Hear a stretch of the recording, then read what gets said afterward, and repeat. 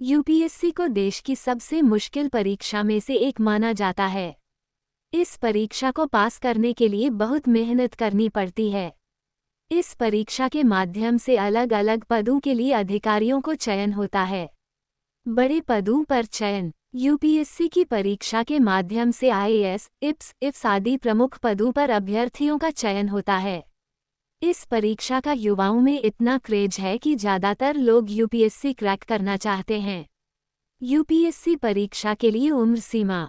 कई लोगों के मन में यह सवाल उठता है कि यूपीएससी परीक्षा देने के लिए उम्मीदवार की उम्र सीमा कितनी होती है, साथ ही कितना बार उम्मीदवार को इसके लिए मौका मिलेगा। आइए जानते हैं इसके बारे में।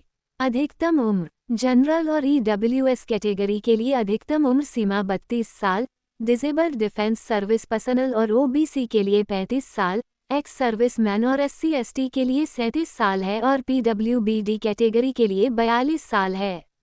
कितनी बार दे सकते हैं परीक्षा? जनरल और ईडब्ल्यूएस कैटेगरी के उम्मीदवार 6 बार और अन्य 9 बार यूपीएससी की परीक्षा दे सकते हैं। एससी/एसटी कैटेगरी के कैंडिडेट अपनी आयु सीमा तक असीमित परीक्षा दे सकते हैं। लंदन में आयोग की स्थापना।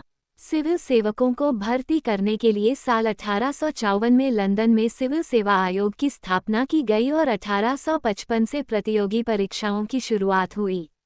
लंदन में होती थी परीक्षा। उस वक्त भारतीय सिविल सेवा की परीक्षा के लिए भारतीयों को लंदन जाना पड़ता था। परीक्षा के लिए अधिकतम उम्र 23 वर्ष और न्यूनतम उम्र 18 वर्ष निर्धारित की गई थी।